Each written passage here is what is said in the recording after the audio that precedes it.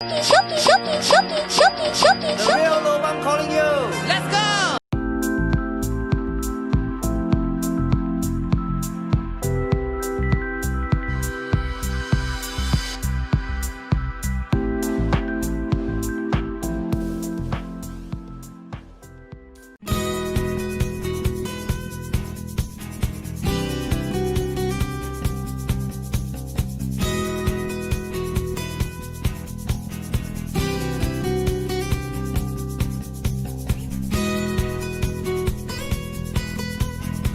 Sales and promotions everywhere during the holiday season, and you feel the urge to spend more on things you want.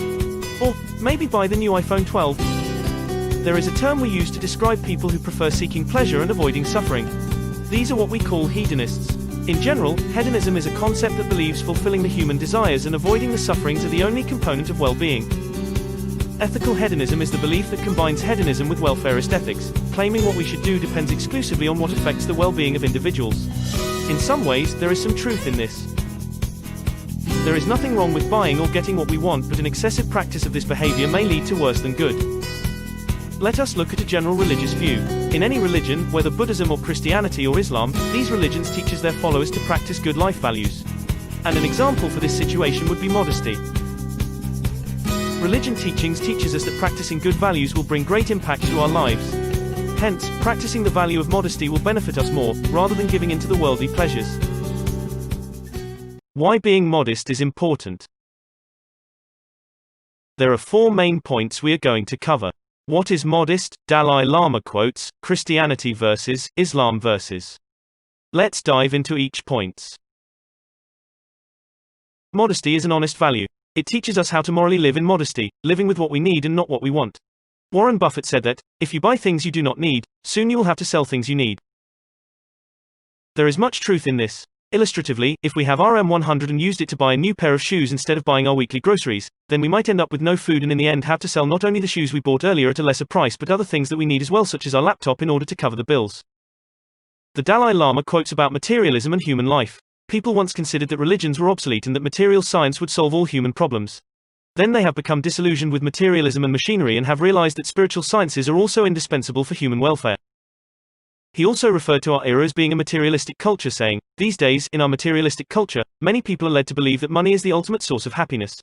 Consequently, when they don't have enough of it, they feel let down.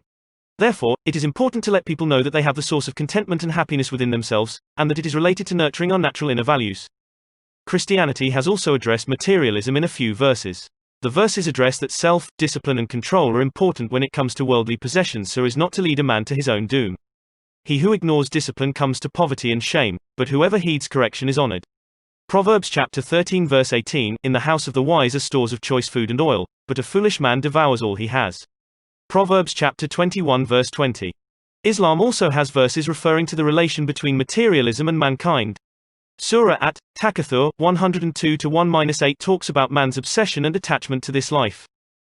You are obsessed by greed for more and more until you go down to your graves. Nay, in time you will come to understand, and once again. Nay, in time you will come to understand. Nay, if you could but understand it, with an understanding, born of certainty, you would indeed, most surely, behold the blazing fire of hell. In the end you will indeed, most surely, behold it with the eye of certainty, and on that day you will most surely be called to account for what you did with the boon of life.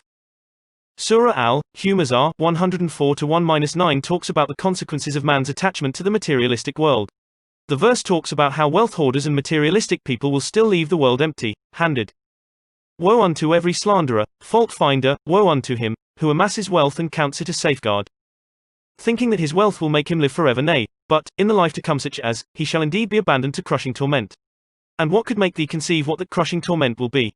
A fire kindled by God, which will rise over the guilty hearts, verily, it will close in upon them, in endless columns.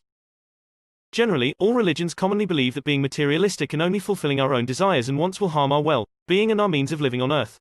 Hence, we can conclude that all religions urge their followers to be modest in material buying. Advancement of modern technology is not necessarily bad. There are good things that come from it. Online shopping indeed has become a new trend since the COVID-19 pandemic has hit globally. But, on a deeper level, it has also evolved to be a necessity for human life to continue. Online shopping platforms and e-commerce has enabled Malaysians to buy the necessary items such as food, water and so on during the movement control order. Even up to now, this technology continues to serve its purpose and adds more convenience for its user whereby it saves time and money as well as convenience payments which are cashless. However, online shopping platforms indeed contributes to more people overspending and buying more things they do not necessarily need to survive. This is because the platforms continuously advertise promotions and deals as we scroll through. Without realizing it, we end up adding things we want but don't really need into our cart and end up spending more than our budget. This becomes a problem especially when we prioritize our wants but neglect to pay our necessities such as house rent, electric bills, groceries and so on. Lazada's 1111. I'm so ready. I think for now I only need face mask and hand sanitizer.